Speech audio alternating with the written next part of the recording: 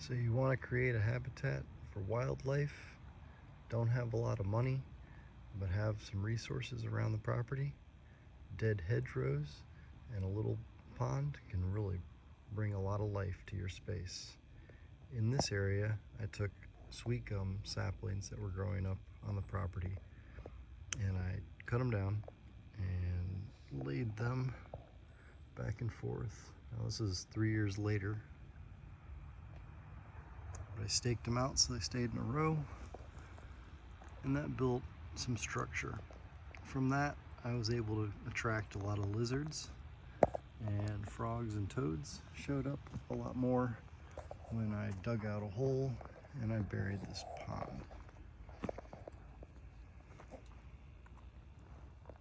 One thing that's important for a water feature, if you have it in the yard, is make sure you have a way for critters that fall in to get out if they want out. Not everybody likes to swim and not everybody can swim. So I've got this piece of bark that allows for beetles and lizards to crawl up, and toads. And there's also these rocks over here.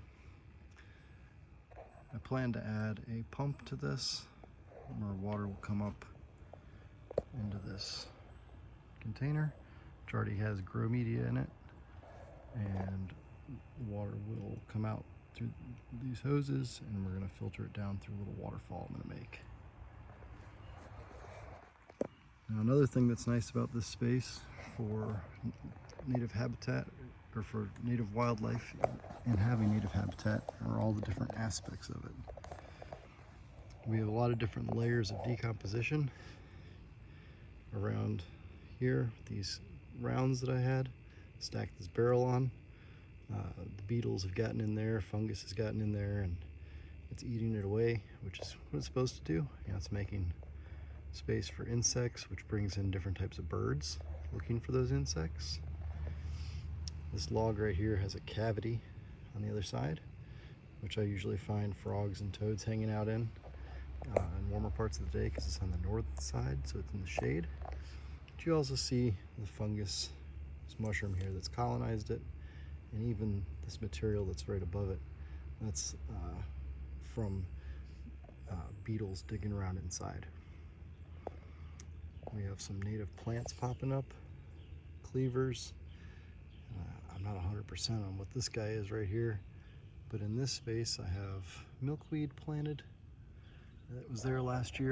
We have blue mist flower. I have Elliott's huckleberry, and then I actually just plopped down a couple strawberry plants from in the garden. In the water we have some irises in a pot so they don't get out of control. I've learned that they're not the native ones, so I'm probably going to get rid of them this year. And I also have mountain mint growing along with the blue mist flower. There is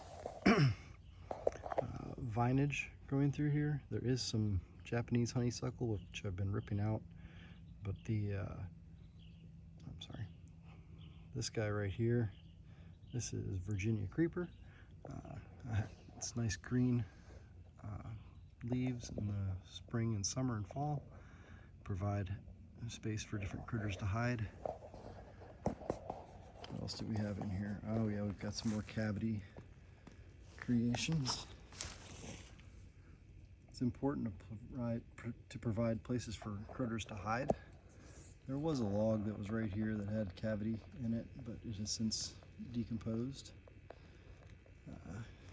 I forget what other, I had some other guys right here. I am blanking as to what this guy is right here. It is native. It was intentionally planted. I'll have to get back to you. But being near water and knowing that I have a lot of amphibians in the area, and I have seen salamanders in the property now, I wanted to make sure I added plenty of hide spots, around in here.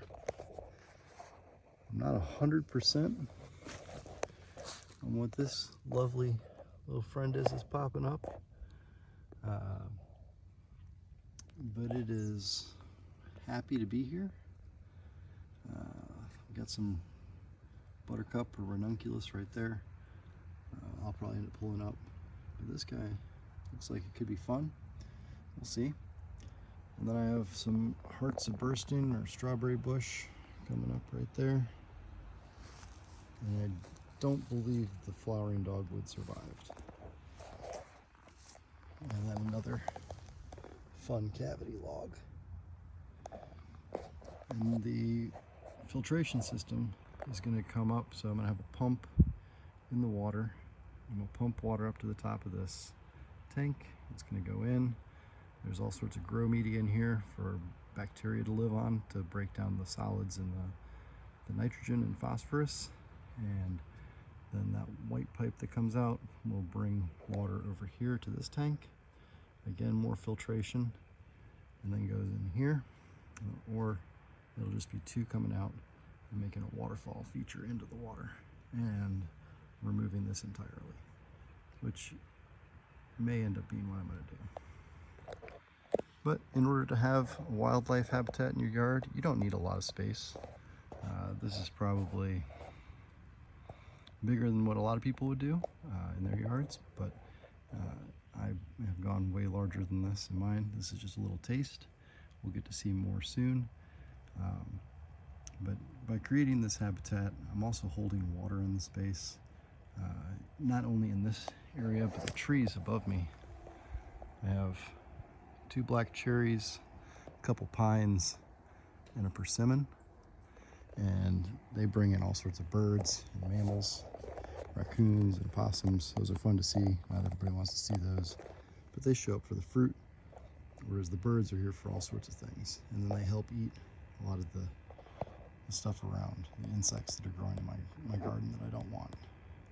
But anyway, like I was saying, in order to create a habitat, you just need to have space, you need to make sure you have water, and shelter options for them. A lot of times critters will make their own shelter or their own out of it, but you gotta make sure there's water to attract them. So this is what I've done. I'd love to see what you guys have done. Let me know below.